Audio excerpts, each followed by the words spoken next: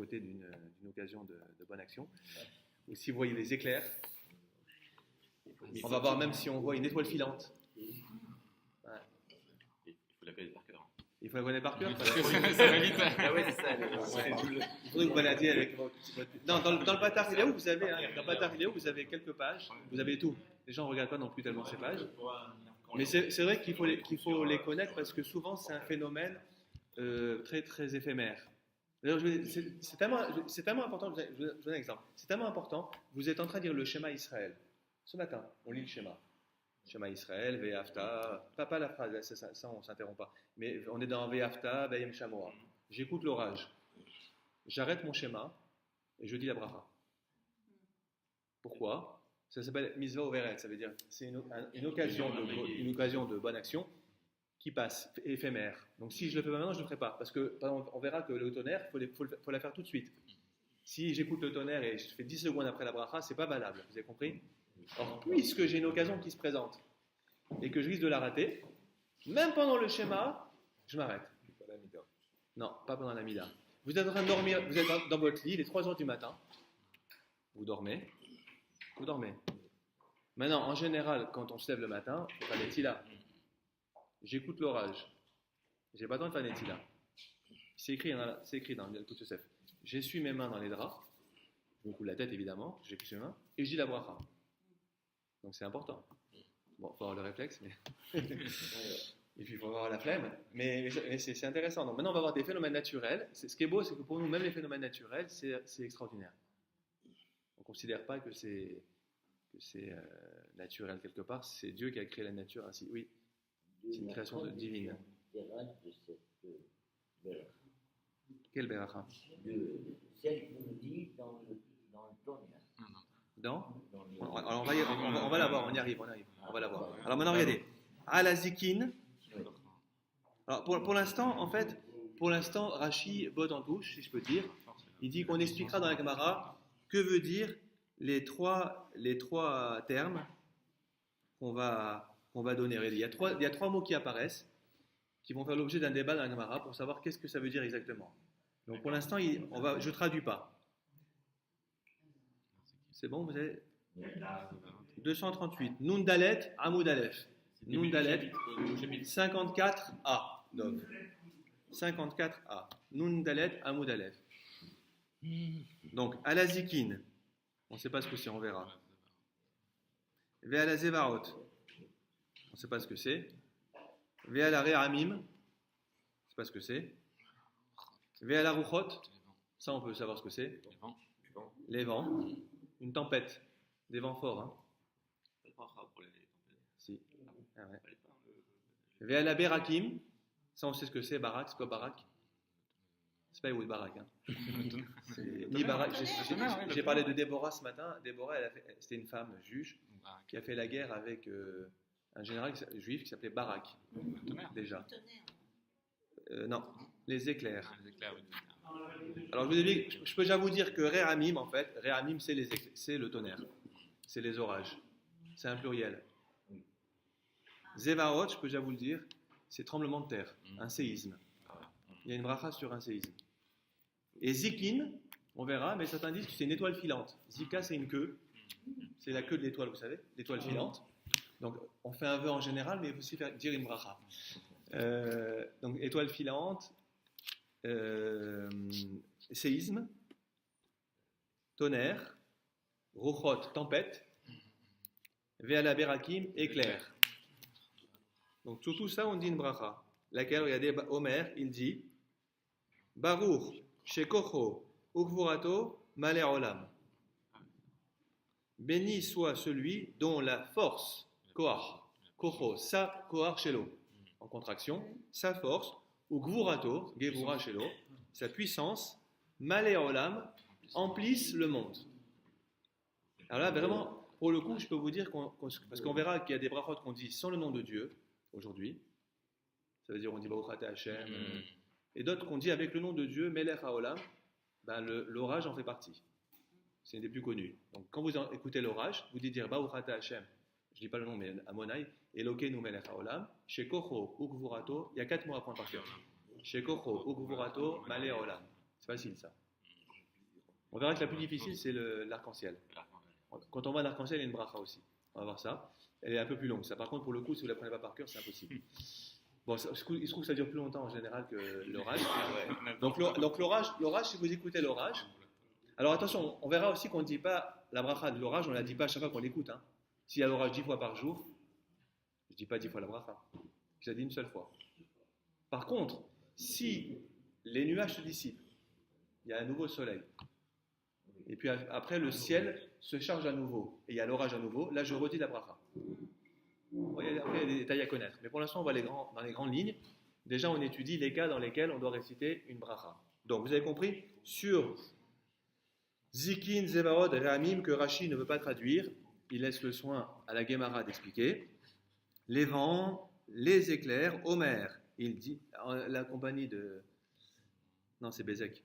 Mais Berakim, même en hébreu moderne, Barak, c'est les éclairs. On dit Barou béni, Sheko Gvurato Maleolam, celui dont la puissance et la force emplissent le monde. Alors d'ailleurs, Rashi explique, Rashi dit que parce que, pourquoi cette notion de la force et la puissance qui remplissent le monde, ça laisse entendre que c'est loin de moi, quoi, le monde en général. Rashi dit parce que c'est les éclairs ou le tonnerre sont vus ou écoutés de loin. Donc il y a une distance. Vous voyez? Ce qu'on aurait pu dire, vraiment, chez Korok Vurato, pour la puissance de Dieu. Non. Remplissent le monde, ça veut dire que le monde dans son immensité, j'entends de très loin, et j'assiste de très loin à ces événements, à ces phénomènes naturels. D'accord? C'est pas terminé, regardez maintenant. Allez, Harim. Sur Harim, c'est quoi Harim? Les montagnes. Har au singulier, Arsinaï. Au pluriel, ça donne non pas Harim, parce que c'est pas beau sur le plan euphonique. Donc au lieu de dire Harim, on dit He Harim. C'est de la grammaire. Les montagnes. Vea la Gevarot. Et sur les vallées. Les vallées. Collines, les vallées. Vea la Gevarot. Vea la Yamim. Il faut mettre un dagesh dans le même, parce que si vous n'avez pas de dagesh, ça veut dire les jours. Le pluriel de yom, c'est yamim. Le pluriel de yam, la mer, c'est yamim. Donc ceux qui ne connaissent pas la grammaire, ils ne savent pas lire. C'est double. Et on n'a pas rendu à la Torah si on ne connaît pas la grammaire. Parce que si quelqu'un il dit la Torah, il dit yamim au lieu de yamim, il a changé tout le sens. Un simple dagesh, un point d'accentuation, change tout le sens. Vous avez une Haftara aussi, on parle de villes désolées, détruites. C'est villes Neshamot. Neshamot. Si quelqu'un il dit Neshamot, il n'a rien compris. Les âmes. Neshama, Neshamot. Neshamot, dagesh dans le même, ça vient de Shemama, qui veut dire la désolation, la destruction. Des villes détruites que Dieu reconstruira à la fin des temps. Ça veut dire désolation. Shemama, ça veut dire désolation. Je comprends mieux pourquoi. Je ne le répéterai pas. Shemama, c'est la désolation. C'est le dédoublement de la voyage. Il y a Sema, attention, c'est pas Semam, il y a Semama. Oui, Et Shemama, Répété de Chimama. Shemama. Donc, non, plutôt pour vous dire que des fois, un point change tout le sens du mot. Comme là, regardez, Ayamim, Ayamim, c'est le pluriel de Yam qui veut dire la mer. Donc, si on observe les mers, alors là aussi, on verra dans Gemara, quelle mer? La Méditerranée, la mer Atlantique. On verra. Donc, sur les mers, donc si vous allez à Nice, à Cannes, etc., à la Croisette, il faut dire une bracha. Si vous allez à Biarritz ou à, j'en sais rien, Haute-Savoie, Courchevel, les montagnes, vous dites une bracha. Est-ce qu'on le fait, ça? Après, on verra au niveau alarique comment ça se passe. Pourquoi est-ce qu'on ne fait pas? On verra. Véa la Neharot. Sur les fleuves, Nahar, Neharot. Sur les fleuves, la Seine. Vous dites une bracha sur la Seine quand vous allez voir la Seine? Ou la Marne? Ou d'autres. Donc, sur les fleuves, Véa la Midbarot. Sur les déserts. Si vous êtes dans le désert, il y a une bracha à faire sur le désert. Oui. En m'écoutant, en me voyant. Bracha.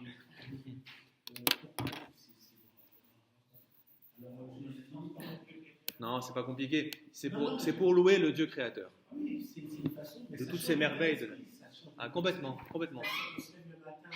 C'est extraordinaire. Mais en vérité, c'est extraordinaire. En fait, c'est exactement, vous avez très bien, ce que vous dites est très juste. Ça veut dire que, au lieu d'être les gens blasés que nous sommes, qui considérons tout comme naturel, on s'émerveille de tout. Je suis tout à fait d'accord. Mais d'ailleurs, c'est ça, c'est ce qui est très beau dans ce chapitre, le dernier chapitre de Brachot, c'est que c'est un chapitre qui nous invite à la curiosité, à l'éveil et à l'émerveillement, qui aujourd'hui a totalement. Aujourd'hui, on est plus sur nos écrans que sur ce qu'on voit autour de nous. Parce qu'il est par Dieu. Devant une œuvre d'art, on ne fait pas une. Pas sûr, on verra. Pas sûr. Non, on verra aussi qu'il y a des œuvres humaines qui méritent qu'on. Inspiré par Dieu. On verra. Inspiré par On verra. Mais on verra. C'est pas ce cas. En tout cas, vous avez raison. C'est une manière de nous dire, mais émerveille-toi de la vie. C'est vrai, tu as raison. Bravo, Maurice. C'est déjà pas évident de se lever le matin. Combien de gens ne se lèvent pas le matin, malheureusement? Bon, encore malheureusement, il y a aussi mais voilà, donc bravo. Bravo, Maurice a raison. La première chose que fait un juif, une juive c'est Modani, une femme, Moda, féminin, Modéani pour un homme. Première chose. Et après, les brachot du matin, c'est ce qu'on doit dire en premier le matin. Et c'est quoi les brachot du matin? Zokev Kefufim, que je puisse me redresser le matin, j'ai pas de sciatique, c'est pas mal. Que Dieu ouvre les yeux, ouvre mes yeux, pour Karivrim, il décide les aveugles, m'attire à souris, mais il délivre les prisonniers, je suis prisonnier de mon sommeil, etc. Donc on ne fait que ça le matin. Même sur les chaussures, chasse à sorti. Que j'ai des chaussures, merci. Là, c'est des remerciements, c'est pas des louanges. Comment? Là, c'est des remerciements. Non, mais c'est des remerciements. Mais c'est aussi... Non, c'est pas du tout, c'est des louanges. C'est des brachot de louanges. Ça revient, le remerciement louange, c'est la même chose. Tu remercies Dieu d'avoir donné ça. Non, mais voilà, c'est extraordinaire. Les chaussures, il y a une émission qui va passer bientôt avec le 27 janvier, c'est la journée de la Shoah. J'ai fait une émission avec Elie Buzyn. C'est un des plus jeunes adolescents déportés. À 15 ans, il a été déporté. Il raconte je ne sais pas s'il raconte dans l'émission, je ne sais plus, dans son livre, en tout cas un livre que je vous recommande, il raconte par exemple qu'un matin il était à Auschwitz, il se réveille, il n'y a plus ses chaussures. C'est la mort assurée. Sans chaussures, c'est la mort assurée. Non, parce que nous, les chaussures, on a l'impression, on met des chaussures, normal. Il y a des gens pour qui s'il n'y a pas de chaussures, ils meurent. Donc après, il raconte qu'il y a un ami lui l'a aidé à en confectionner, etc. Mais donc des chaussures, c'est rien. On dit une bracha, She'asa Likot Sorki, qu'on ne dit pas d'ailleurs Tisha B'Av et Kippour. Beaucoup de gens ne savent pas, ils disent quand même, mais en réalité, ils ne devraient pas le dire, parce que She'asa Likot Sorki, Dieu qui a pourvu à tous mes besoins, c'est quoi? C'est des chaussures. Donc des choses comme ça, comme vous avez raison, qui sont évidentes, qui ne le sont pas. Donc c'est pas fini. Après les montagnes, etc., les mers. Alors qu'est-ce qu'on dit sur tout ça? Les montagnes, les vallées, les mers, les fleuves, les déserts. Omer, Baruch, Osé, Maaseh Bereshit. Alors il y a deux versions. Il y a deux versions, mais la bonne version, béni celui qui fait Osé, Maaseh Bereshit, l'œuvre génésiaque, l'œuvre de la Genèse, l'œuvre de la création. Vous avez que Bereshit, vous? Oui. Osé Bereshit. Non, Dov et moi, on a Maaseh Bereshit. Toi, peut-être tu n'as pas, dans la marge, Masoret Hachas, il a introduit le mot Maaseh. Tu vois? À droite. Il y a un astérix. On dit une astérix, un astérix, et il y a écrit Maaseh. D'accord? On continue. Maintenant, alors pour l'instant, c'était anonyme l'auteur de tout ça. On ne dit pas quel est le maître de la Mishnah, le Tana qui parle, d'accord? Maintenant, on va citer un maître de la Mishnah qui va s'arrêter sur la Méditerranée. Lui dit que sur la Méditerranée, on dit une bracha spéciale. En d'autres termes, il n'est peut-être pas opposé à ce qu'on dise une bracha quand on voit les mers en général, mais il considère qu'il y a un océan qui a plus d'importance que les autres. Et c'est un peu comme, rappelez, on avait vu une fois que sur les légumes, tout ce qui pousse de la terre, qu'est-ce qu'on dit? Boré Péri, à Adama. Et il y avait ce Rabbi Houda le même, qui disait quand c'est des verdures, je dis Boré Miné des Chaïm. Il a créé une bracha en plus, qui crée des sortes d'herbes, sur les herbes. Donc lui, il fait une distinction même dans le monde des légumes. Et bien c'est un peu la même chose. Bon, on n'a pas retenu, personne ne fait cette bracha, elle n'a pas été retenue. On dit que Boré Péri Adama en général sur tout ce qui vient de la terre. Mais dans la mer aussi, il fait un distinguo. Il considère qu'il y a une mer qui a plus d'importance que les autres. Pas une mer juive, la mer, parce que toutes les mers juives ont la même importance. Et donc il dit laquelle? Ce qu'il appelle Yamagadol, qui est aidé. Rabbi Omer, Aroé et Yamagadol, celui qui voit la grande mer, et c'est la Méditerranée en fait. On verra ça dans les commentaires plus tard. Oui, il y a une marloquette, on verra. Il dit, qu'est-ce qu'il dit? Baruch She'asa et Ayam Agadol. Béni celui qui a fait qui a créé la grande mer. D'accord? Voilà. Comment c'est Alors maintenant, la Gemara elle va poser une très bonne question. Écoutez-moi bien. La Gemara, elle va dire, pourquoi est-ce qu'on dit la bracha Ose Maaseh Bereshit, Dieu qui fait l'œuvre de la création pour la mer, etc. Mais dis-moi, quand j'écoute l'éclair, le tonnerre, je vois une étoile filante, c'est aussi l'œuvre de la création. Pourquoi je dis pas cette bracha alors là-dessus? Vous avez compris la question? Pourquoi je ne dis la bracha Ose Maaseh Bereshit que sur ces phénomènes naturels, les mers, les vallées, les mers, les fleuves, les déserts, et pourquoi je ne la dirais pas sur la tempête, l'orage, Des phénomènes. forcément. On a dit que pour ça on disait Shekorok Vorado Maleolam, la puissance de Dieu emplit le monde. J'aurais pu dire aussi Osema Sebeshit, ça relève de la création. D'ailleurs, quand vous étudiez les éclairs, le tonnerre, etc., c'est quelque chose de naturel. Oui, mais ça se reproduit. C'est une loi de la nature. Donc c'est une œuvre de la création. Vous comprenez la question? Mais c'est Non, il n'y a pas que l'eau, il y a les montagnes aussi, les déserts, il y a pas. Le désert, c'est le contraire de l'eau. Vous avez compris la question? Les tempêtes aussi, le vent, c'est un phénomène naturel. Tout est de même l'arc-en-ciel, c'est un phénomène naturel. Donc tout ça. Alors pourquoi? Ça, on verra. C'est Rachi qui vous annonce, qui anticipe, et qui dit, l'Agmara objectera, est-ce que les cas cités plus haut ne sont pas aussi Maaseh Bereshit pour que tu ne dises pas cette bracha? Pourquoi que là-dessus? On ferme la parenthèse, on avance. Mais c'est une bonne question. Avançons. On avance. Bisman. Ah non, excuse-moi, j'ai pas fini. Rabbi Yehuda, ça se termine pas là. Je reprends Rabbi Yehuda. Rabbi Yehuda dit, Omer, Aroe Atayim Agadol, celui qui voit la grande mer. Donc pour l'instant, on ne sait pas c'est quoi la grande mer, on verra. Il dit, c'est laquelle? On sait qu'il y a plusieurs océans, laquelle? L'Atlantique, l'océan Indien, enfin.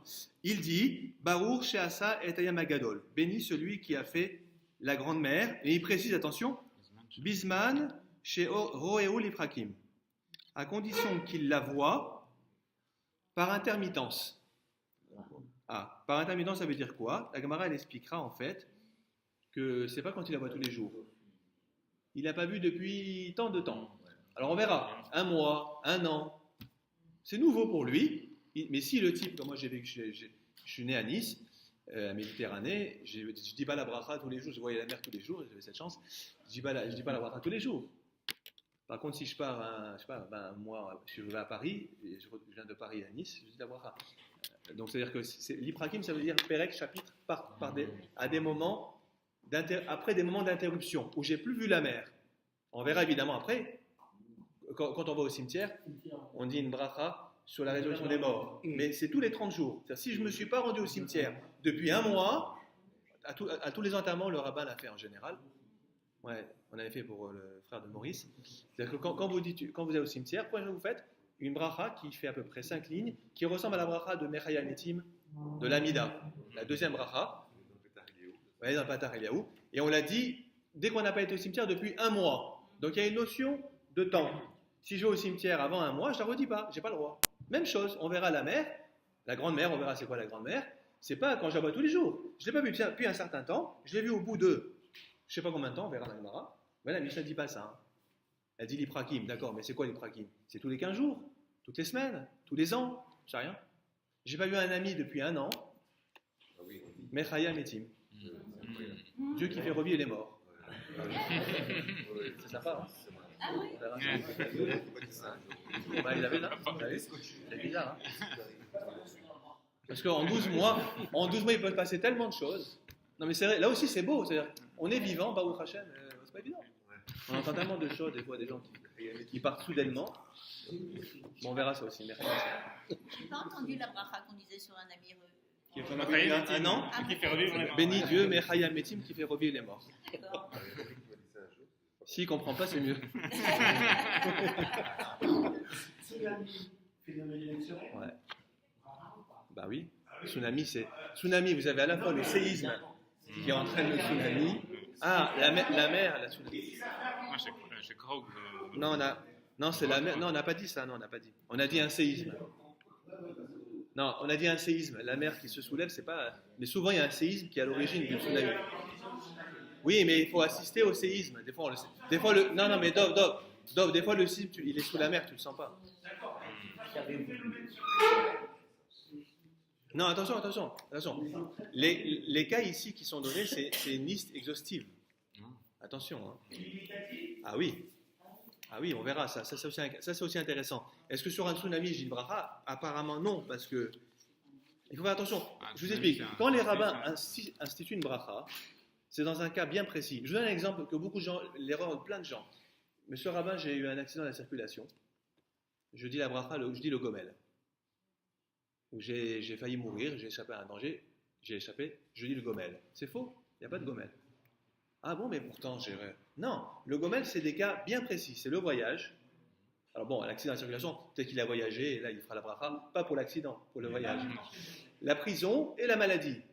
Mais si on n'est pas dans ce cas-là, il n'y a pas de une femme qui accouche, bien sûr, parce que l'accouchement, l'anesthésie, enfin tout ce qu'on fait de l'accouchement, c'est un acte chirurgical, hôpital, etc. C'est sûr qu'il y a le gomel. D'ailleurs, c'est très bien, les femmes qui accouchent en général, elles doivent dire le gomel pendant à moment de la circoncision, par exemple. Ou alors, on le fait ici, les femmes, elles disent de la Ezrat Nashim, elles disent le gomel, elles sont en voyage. La femme, elle doit dire le gomel, il n'y a aucune différence entre l'homme et la femme. Mais il y a des gens qui ont tendance à dire le gomel pour des cas qui ne sont pas répertoriés par les sages. Donc c'est dans des cas bien précis. Et si je dis en dehors du cas, bracha en vain, fais attention. Donc là aussi, les cas qu'on voit dans la Mishnah, c'est ces cas-là et pas d'autres. Donc si on dit la mer, d'accord, on n'a pas dit un tsunami. Le tremblement de d'accord, et pas un tsunami. Donc tu vois, c'est pas. Après, il faudra voir. Il n'y a pas de gomel, non. Si tu n'as pas été hospitalisé, Dieu ne plaise à cause de ça, pas de bracha. Après, tu peux faire, il y a des gens, aujourd'hui on fait beaucoup ce qu'on appelle Seudat Toda. Tu sais, les gens font des repas de remerciement. Je ne sais pas d'où ça sort ça d'ailleurs. Bon, why not? C'est gentil, mais je veux dire, je ne sais pas d'où ça sort. Il y a peut-être une origine. En tout cas, faire un repas, oui, on fait un repas avec, on peut chanter, dire les livrets Torah, donc on donne un côté religieux pour remercier Dieu, c'est très bien. Mais ce n'est pas le gomel, c'est autre chose. Donc évidemment, je peux remercier d'une autre manière. Mais je n'ai pas le droit de remercier dans la manière donnée par les sages, parce que les sages ont dit qu'on remerciait dans tel cas et pas d'autre. Vous avez compris? Faites attention. Il ne faut pas s'amuser après à dire « Ah ben tiens, j'ai vécu ça, j'ai fait ça, je dis une bracha ». Prononcer le nom de Dieu n'est pas quelque chose... Vous voyez, j'avais un médecin hier, un chirurgien, il part très tôt pour travailler et il rentre très tard. Et à l'hôpital, il ne peut pas mettre les tefilines. Il m'a expliqué que depuis des années, pas actuellement, il met les tefilines à 6h du matin avant d'aller travailler. Je lui ai expliqué, 6h du matin, tu rigoles, c'est la nuit. Alors ce que je lui ai conseillé, non, si on les a plus, ça ne sert à rien. Il ne peut pas les mettre dans la journée, impossible. Alors je lui ai conseillé de mettre les tefilines quand même, parce qu'il tient à les mettre, mais sans la bracha. Parce que s'il dit la bracha, je lui dis une bracha en vain, c'est la nuit. Les tefilines, c'est le temps, c'est le jour, pas la nuit. Regardez, là, on a eu 7h28 ce matin pour les mettre, avec la bracha. Bracha les batala. Donc vous avez compris, des fois, les gens pensent bien faire, ils pensaient bien faire ce chirurgien. Mais il n'a pas compris qu'il y a un temps de la mitzvah. Donc quand tu fais trop tôt, alors mets-les quand même, parce qu'en plus il y a des poskim qui disent qu'on peut mettre les films la nuit, même si on ne les retient pas au final. Et c'est vrai qui dit que les films on peut les mettre le jour et la nuit. C'est intéressant, ça, les gens ne savent pas, je vous le dis entre nous. Pas Shabbat et les fêtes, mais beaucoup disent que la nuit on peut les mettre. On n'a pas retenu, ils sont minoritaires. À la limite, je lui dis, tu peux t'appuyer sur cela. Non, alors dormir avec, par contre, c'est interdit. Non, ça c'est vraiment interdit, parce qu'on risque d'avoir des problèmes d'hygiène. Et les tefilines nécessitent un gouf naki, un corps propre. Donc ça, par contre, c'est vraiment un sourd. Mais je parle pas de ceux qui dorment avec. Je parle de ceux qui disent que pendant la nuit, je mets mes tefilines. C'est la mitzvah, j'ai fait la mitzvah. Mais c'est pas retenu par la halacha. Par contre, je lui dis, alors mets-les, parce qu'il ne les mettra pas, sinon c'est dommage. Mais sans la bracha. Vous avez compris? Donc si on ne connaît pas les lois, parfois c'est embêtant, parce qu'on peut être amené à réciter une bracha, à prononcer le nom de Dieu, pour rien, ce qui est grave. Je peux dire la bracha plus tard, en rattrapage. Non, parce qu'une fois que tu n'as pas les tefilines, ça sert à rien. Il y a certaines choses, dans certains cas où on le fait. Non, parce que quand tu la bracha, non, parce que c'est une bracha, non, mais c'est une bracha sur l'accomplissement d'une mitzvah. Donc tu ne peux la dire que tu as accompli la mitzvah. Une fois que tu as enlevé tes tefilines, tu n'accomplis plus la mitzvah. Tu as compris, Edgar? C'est pas possible. Voilà. Regardez, on avance. Donc on verra ce que c'est la Gemara l'Iprakim. Quand je vois la mer, par épisode. On verra. Ensuite, autre cas. J'ai arrêté de compter, il y a beaucoup. Alagé Shamim. Sur les pluies. Veal Besorot Tovot. Sur les bonnes nouvelles. Quelqu'un, un ami vient et vous annonce une bonne nouvelle. Tu es papa d'un garçon. Une bonne nouvelle, on fait une bracha. Une bonne nouvelle. Omer, il dit Baruch Atov Ametiv. béni, Atov Baruch, ve'ametiv. béni, Ve'ametiv. Atov ve'ametiv, le bon, c'est qui le bon? C'est Dieu. Ve'ametiv est celui qui fait le bien. Il ne se contente pas d'être bon pour lui-même, il te fait le bien. C'est une bracha très connue, qu'on dit, alors c'est le bracha aussi, en même temps je vous apprends quelque chose au passage. Vous êtes en train de faire vous avez fait votre kidouche, vous êtes à table, ou alors même en semaine vous avez du vin, vous buvez, etc. Il y a un ami qui débarque à l'improviste avec une bouteille de vin. Donc vous avez déjà dit à Geffen sur le vin. Il vous amène une nouvelle bouteille. Vous prenez votre verre de vin avec sa bouteille, Baruch Adonai Haolam, Atov ve'ametiv, et vous buvez. C'est intéressant, il y a une bracha Atov ve'ametiv sur un nouveau vin qu'on vous amène. C'est pas connu ça aussi. Ouais, c'est pas connu. Si c'est imprévu. Hein. S'il était déjà sur la table, non. Mais quelqu'un vous amène une belle bouteille de vin, Atov ve'ametiv. Qu'on n'a pas. Voilà. Alors Atov ve'ametiv, on est en train de voir que dès que j'entends une bonne nouvelle, et la pluie est une bonne nouvelle par excellence. Là aussi on oublie, mais sans la pluie, il n'y a pas de vie, il n'y a pas de. Regardez en Israël au Hachem cette année, je crois que c'est une première année où ils ont eu suffisamment de pluie. Même trop, je crois. Et nous aussi, la pluie, on n'aurait pas de mikvé kelim sans la pluie. Donc c'est-à-dire que quand on a la pluie, c'est une bonne nouvelle, on récite la bracha, et quand on entend une bonne nouvelle, alors là aussi on verra dans la Gemara qu'est-ce que c'est une bonne nouvelle. Parce que la Gemara, vous allez voir, c'est hyper intéressant. On va voir des cas où c'est une bonne nouvelle au départ, et ça se révèle finalement négatif. Vous avez des cas dans la vie où vous avez quelque chose qui apparemment est bien, mais par la suite, c'est pas si bien que ça. Ou l'inverse, vous avez une situation qui semble dramatique, et puis par la suite, ça s'avère positif. Alors on va voir qu'il y a une bracha sur le mal qui vous arrive aussi. Le mal. Ouais. Enfin, il vous arrive du mal. Alors du coup, on va se poser la question, s'il m'arrive quelque chose de bien au départ qui devient mal, est-ce que je dis la bracha sur le bien ou sur le mal? C'est pas la même. Ou l'inverse, j'ai quelque chose de mal qui s'avère positif par la suite. Qu'est-ce que je dis comme bracha? Intéressant ça. On ne sait pas des fois, parce que la situation immédiate n'est pas celle qui va se révéler par la suite. Alors pour l'instant, on va voir, des fois on peut savoir. Un exemple qu'on va voir, j'ai eu tellement de pluie que mon champ est inondé. C'est un mal. Oui, mais pour l'année prochaine, c'est génial. La terre, elle est imbibée d'eau, c'est super. Donc je sais que dans l'immédiat, ça a détruit ma récolte. Mais je sais que l'année prochaine, ça va avoir une super récolte. Qu'est-ce que je dis comme bracha? Atov ve'ametiv ou Dayan ha'emet? Parce qu'on verra que la bracha sur le mal, c'est celle qu'on dit au moment d'un décès. Dayan ha'emet, juge de vérité. Alors qu'est-ce que je fais? Je fais la bracha au nom du futur ou au nom du présent? On verra que c'est toujours au nom du présent. Parce que l'homme n'est pas capable de se projeter. Il vit d'abord l'instant. Bon, c'est aussi très philosophique. On va voir. Alors maintenant, simplement, là on n'est pas encore dans ce cas-là. On est dans le cas d'une bonne nouvelle définitive, si je peux dire. La pluie, bonne nouvelle, je dis Atov ve'ametiv. Al besorot raot, sur les mauvaises nouvelles, raot. Besorot tovot, d'ailleurs on vous dit même dans le langage courant, même en Israël souvent on dit à quelqu'un, je te souhaite des bonnes nouvelles, besorot tovot. Le mot sorot, c'est une nouvelle. C'est quoi la racine? Besora. Besora, kol mevaser ve'omer. Dans la Soukot, à la Shana Rabbah. Mevaser, c'est annoncer une bonne nouvelle. On parle du prophète Élie qui annoncera la venue du Messie. On l'appelle l'annonceur de bonnes nouvelles. Ça, évidemment, ça a été repris par les chrétiens, l'évangile, la bonne nouvelle. Mevaseret Sion, exactement. Mevaseret Sion, c'est un mot de la vient des prophètes. Donc, Besorot, c'est le pluriel de Basora qui veut dire une nouvelle. Neutre. Bonne ou mauvaise, et c'est Tovot ou Raot qui connote.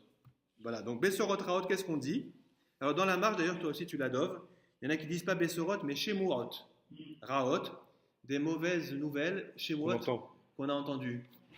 Mauvaises choses qu'on apprend. Omer, il dit, Barour, Dayan Haemet, béni, etc., Melech Haolam, Dayan Haemet, le juge de vérité. C'est la résignation. Donc, ce n'est pas uniquement dans le cas d'autres nouvelles. Non, les mauvaises nouvelles. Mais en l'occurrence, en pratique, on le fait avant la déchirure du vêtement pour un proche, dont on prend le deuil, Kéria. Avant la Kéria, la déchirure. En pratique. Mais là, on est en train de voir que c'est beaucoup plus large que ça. Comme Atov ve'ametiv, c'est beaucoup plus large que le bon vin, le nouveau vin. C'est une bonne nouvelle en général. Ça marche? Après, la Gemara va revenir. Tout ça, c'est intéressant déjà dans le principe de voir les grandes lignes. Et après, la Gemara va revenir dans le détail sur chaque cas. On avance. Maintenant, on va voir la bracha de Shechianu. L'origine est ici. Tout ce que vous faites quand vous dites Shechianu sur un nouveau vêtement, etc., ça vient d'ici. Les gens ne savent pas d'où ça vient, ce qu'on fait, la pratique quotidienne. C'est pour ça que ce chapitre est magnifique. C'est vraiment l'origine de plein de brachot qu'on récite au quotidien. C'est quoi le cas? Bana Bait Hadash. Il a construit une nouvelle maison. Ou alors, Vekana, il a acquis, il a acheté. Kelim Hadashim, de nouveau, c'est quoi Kelim? C'est le piège. Vous êtes tous tombés dans le piège. Kelim, c'est des vêtements. Ah, quel est. Ouais. Dans la Mishnah, très souvent, pas toujours, le mot Kelim désigne des vêtements. Donc, ils pourront laver leurs vêtements ici. Ouais. Donc il a acheté, il a construit une nouvelle maison, ou alors il s'est acheté des nouveaux vêtements. Alors, remarquez d'ailleurs au passage que nous ne faisons pas comme ça, puisque nous, la bracha sur les vêtements, on le fait quand on les met. On ne devrait pas faire comme ça. Vous êtes acheté Dior, vous achetez une belle robe. Quand vous payez avec votre carte bleue, celle de votre mari, vous dites Cher Kanou, Beki Emanu, Beki Zamanazé. Comment c'est à la carte de C'est à l'achat qu'on fait la bracha. Mais, comment? Uniquement chez Dior. C'est fini cette époque. Il n'y a pas longtemps. Ouais, il n'y a pas longtemps. Hein, les femmes et les comptes séparés, il n'y a pas longtemps. Ouais, vous avez raison. Hein. En France, c'est jusqu'à pas si longtemps que ça. Donc vous avez compris, en fait, on devrait dire chez nous quand on achète. Mais en pratique, l'usage quotidien, enfin comme l'usage populaire, c'est instauré qu'on dise la bracha chez nous quand on porte le vêtement avant de le mettre ou quand on le met. Qu'est-ce qui est mieux alors aujourd'hui? Mais Rabbi Yosef Karo, il dit quand on achète. On reviendra à ça, c'est intéressant. On reviendra à ça parce que j'ai le plaisir d'acheter. C'est vrai, cela dit, c'est vrai que le plaisir, c'est quand j'achète. Peut-être plus que quand je le mets. Mais c'est pas sûr. C'est sûr. Non, quand j'étraîne aussi. C'est un cadeau. Ah oui, c'est un cadeau. Si c'est un cadeau qu'on t'offre, un vêtement qu'on t'offre, est-ce que ta question, c'est est-ce que celui qui t'achète, il dit c'est ma Non, question. c'est quelque chose pour ta femme. Non, mais c'est ma question, c'est ce que dit Maurice. Est-ce que celui qui n'achète pas pour lui, il ne doit pas dire chez nous, c'est pour la personne à qui j'achète? Je ne sais pas, bonne question, on verra. Tu as raison. Mais cela dit, est-ce que tu as un plaisir à acheter pour quelqu'un quand même? Parce que la prière, c'est pour le Ouais. Donc, quelqu'un qui construit une maison. Ça n'a pas de rapport avec le plaisir. C'est pas rapport avec le plaisir, c'est pour que, quand on dit Titradesh, tu mets. Non, vous allez voir que c'est un rapport. Regardez. Il dit, qu'est-ce qu'il dit? Sheheyanou, Omer, Baruch, Sheheyanou, bénis celui qui nous a fait vivre, Vekiemanou, qui nous a fait exister, il faudra voir la différence entre les deux, Veigianou, et qui nous a fait arriver, accéder, la Zemanazé, à ce moment de bonheur. D'accord? Regardez la suite. Mevarer à la ra'a, me'en à la tova, ve'al atova, me'en à la ra'a. On dit une bracha sur un mal. On dit une bracha sur le mal qui va se révéler positif et sur le bien qui va se révéler négatif. On verra de quoi il s'agit. Donc on dit quoi comme bracha? C'est-à-dire que s'il m'arrive un mal qui sera positif, je dis Dayan Emet. En d'autres termes, je ne me situe pas par rapport au futur positif, je me situe par rapport à l'immédiat qui est négatif. Et inversement, s'il m'arrive un bien qui va s'avérer négatif, je dis à Tova Métiv, et non pas Dayan Emet. Je dis à Tova Métiv, Dieu qui est bon et qui fait le bien. D'ailleurs, c'est le nom de la 4e bracha du Birkat Amazon, au passage. Elle s'appelle comme ça, Atov Amétiv, pour avoir pu enterrer nos morts de Vespasien, d'Adrien. Donc, je ferme la parenthèse. Ça veut dire que s'il m'arrive quelque chose de positif qui s'avérera négatif, je dis quand même Atov Amétiv et je ne dis pas Dayana Emet. La Gemara donnera des exemples de ces deux situations. Je vous explique déjà l'exemple qu'elle va donner. J'ai trouvé de l'argent. C'est positif. Mais à l'époque, il y avait un gouverneur très dur. S'il y a de l'argent, il appartient au gouverneur. Donc j'ai trouvé de l'argent. Et après, on vient me tabasser. Les soldats du roi viennent me tabasser pour prendre l'argent et le donner au roi. Donc c'était positif au départ. Mais ça se finit mal. C'est quoi la bracha? C'est le plaisir d'avoir trouvé de l'argent? Ou c'est Dayana Emet que je vais me faire massacrer? C'est un exemple qui est donné par la Gemara. Bon, je ferme la parenthèse, mais en tout cas, vous avez compris, l'idée, c'est que l'homme se situe dans l'immédiat, pas dans le futur. Donc, si c'est positif au départ, à toi, Métiv, même si ça va s'avérer négatif, et si c'est négatif au départ, Dayana Emet, même si par la suite ça s'avérera positif. C'est ça qu'on appelle me'en. C'est quelque chose qui va... C'est transformé. C'est un mal, mais qui en fait est un bien. Ou un bien qui en fait est un mal. Vous comprenez? La Gemara, on reviendra là-dessus. Regardez la suite encore qui est très intéressante. Parce que les gens pensent qu'on peut prier pour tout et n'importe quoi, y compris pour des situations qui sont déjà arrêtées. Des fois, ça ne sert à rien de prier. Contrairement à ce qu'on croit, quand quelque chose est déjà advenu, la prière que vous faites est vaine. Regardez.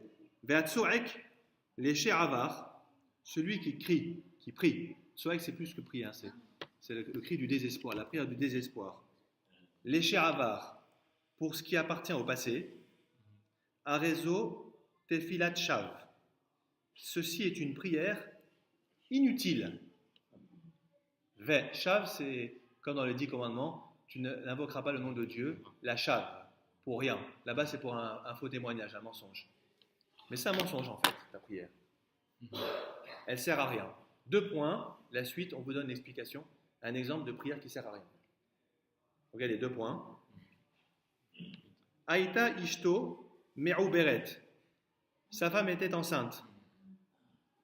Et l'homme dit, Veomer, Yeratson, sheteled ishti, zachar. Que soit la volonté du Très-Haut, que ma femme mette au monde un mâle, un homme, un garçon.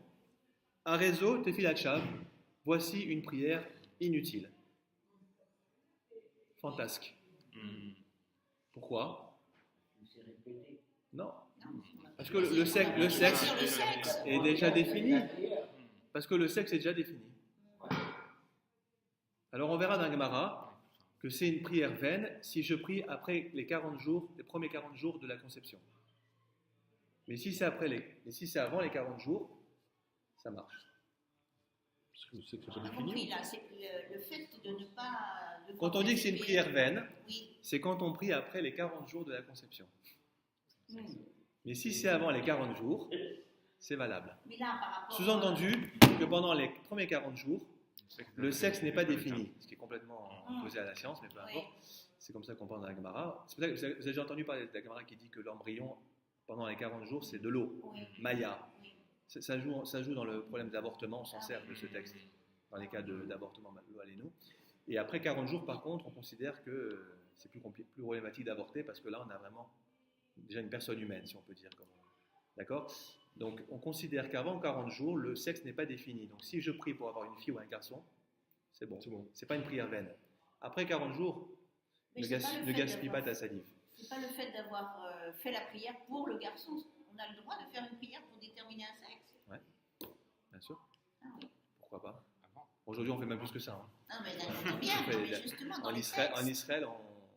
c'est permis. C'est un grand problème. Est-ce qu'on a le droit de passer par tout ce qui est manipulation Oui. génétique pour changer le sexe? En Israël, ça se fait pour des parents qui ont eu 8, 9, 10 garçons ou 10 filles. Dans certains cas, en Israël, ils font la sélection d'embryons pour choisir le sexe. En France, c'est interdit. Mais ça se fait dans certains pays. Donc, c'est même plus de la prière, là. Pour le coup. Mais là, on parle pas de ça. On parle de quelqu'un qui c'est permis. J'ai eu 3 filles, 4 filles, 5 filles, ou j'ai eu 5 garçons, je veux avoir une fille. Moi, j'ai eu 3 garçons, j'aimerais bien avoir une fille. Je prie pour avoir une fille. Why not? Mais Ça là, va, ouais, j'ai. Why not? Mais ce qu'on est en train de dire, et ce qui est très... Non, ce qui est hyper intéressant dans ce texte, c'est pas tellement la question de savoir est-ce qu'on peut prier pour avoir un garçon ou une fille. Moi, ce que je trouve intéressant, c'est que les gens ont une vision de la prière très souvent, qui est une vision de science-fiction. Ça veut dire, je peux prier pour demander n'importe quoi. Même dans la prière, il y a de la rationalité. On est un peu de l'intelligence. Donc, il y a des prières qui ne servent à rien. C'est comme des fois, je vais vous dire, ça va peut-être vous choquer, il y a des prières qui ont été rédigées par des rabbins pour demander à une personne, non pas de guérir, mais de mourir sans souffrir. Vous allez me dire, monsieur le rabbin, il faut prier pour la guérison, même à la fin, hein, quand on pense que tout est perdu. Eh ben non. Il y a des cas où les médecins vous disent, on est sûr qu'il n'y a plus rien à faire. Et prier pour qu'il guérisse, c'est de l'acharnement thérapeutique, si j'ose dire, spirituel. C'est-à-dire vous le maintenez en vie par votre... Il y a un cas très connu d'un rabbin où les élèves priaient pour qu'il ne meure pas. Le compilateur de la Mishnah, Rabbi Udanassi, qui souffrait énormément, et il priait pour qu'il ne meure pas. Il y a la servante de Rabbi Nanassi, elle a pris une cruche, elle a jeté de l'étage, ça a fait du bruit, les élèves ont arrêté de prier parce qu'ils ont été surpris, et il est mort. Elle a soulagé le maître. Parce qu'en fait, tant qu'il priait, l'ange de la mort ne pouvait pas l'enlever, dit Agmara. Mais elle a compris que ça ne sert à rien, il ne va pas guérir. Tout ce qui se passe, c'est que vous lui allongez ses souffrances. Donc il y a une prière pour la fin de vie qui existe, je l'ai moi-même, on m'a demandé parfois malheureusement, qui est une prière où on ne demande pas la guérison. C'est pas rationnel, c'est fini, il n'y a pas rien à faire. Le type, il a un cancer généralisé partout. Qu'est-ce que vous avez demandé? Qu'est-ce qu'on fait? Hop, on fait une prière, on demande à Dieu de le reprendre en faisant en sorte qu'il arrête de souffrir. C'est étonnant. Non, la prière, c'est pas tout et n'importe quoi. Vous comprenez? Voilà. Donc ça s'appelle Tefilat Shav. C'est intéressant, le concept de Tefilat Shav. Et là, le fait de l'occurrence de Zahar, alors comment vous. Donc là, là, la suite, on va s'arrêter là. Là, la suite de la Mishnah, c'est plusieurs exemples de prières qui servent à rien. Le premier exemple, c'est le mari, ou la femme d'ailleurs, qui demande un enfant d'un certain sexe, alors qu'il a déjà été défini. Après, on verra un autre cas de quelqu'un qui retourne chez lui, dans sa ville, il entend des cris d'épouvante. Donc il y a des gens, à l'époque, ça se passait malheureusement comme ça, il y a un massacre qui se passe dans la ville, et il prie pour que sa famille soit épargnée. Prière inutile. Parce que s'ils ont déjà été massacrés, ça ne sert à rien. Vous comprenez? On verra. Donc ça veut dire qu'il y a on verra. La prochaine fois, il y a un concept qui veut qu'une prière qui est dite pour quelque chose qui est déjà réalisé ne sert à rien. La prière n'a de sens que pour un futur possible. C'est très beau d'ailleurs sur le fond de la prière, c'est que je prie pour quelque chose qui est possible. Mais si je prie pour de l'impossible, va voir ailleurs. On n'est pas des magiciens ou des fous. Les juifs ne sont pas fous. Il y a une rationalité. Ouais. Oui. Bien sûr. Ouais. Ouais. Non. Ah, c'est une bonne question. Ouais. Ils sont forts. C'est vrai, une bonne question. Comment ils ont défini ça? Bon, À 40 jours. pourquoi 40 jours, etc. Voilà. Ok. Razak. Shabbat shalom. Shabbat shalom.